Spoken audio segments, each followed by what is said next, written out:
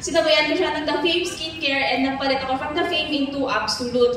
2024, that's me.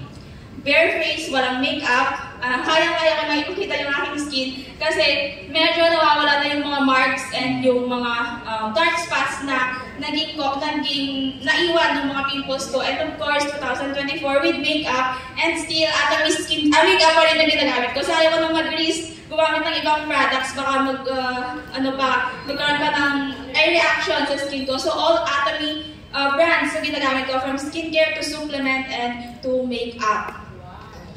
Ayan, hindi lang po yan dahil sa maganda yung products, hindi yan po yan instant. Because beautiful skin requires commitment and not a miracle. Talagang pinaghirapan ko po, tsagaan ko ang gamitin yung Atomy Skincare. Kaya po marami po tayong skincare line sa Atomy, especially dito sa Philippines, para i-try natin kung ano yung mahihiyang po sa skin natin. Especially po sa mga may skincare skin problems, katulad ko po. Kung may nakikilala po kayo, i-share po natin sa kanila yung mga products sa Atomy kasi matutulungan po natin silang ma-overcome yung problems po nila. Just like me po, talagang patsagaan lang gamitin yung Atomy Skincare products and they will get the result na talagang ma-achieve po nila by the effect of the Atomy Skincare products and supplement. Once again po, I am Diamond Master Joyce Tabiana from Ariel Maricina, Ada Adesina.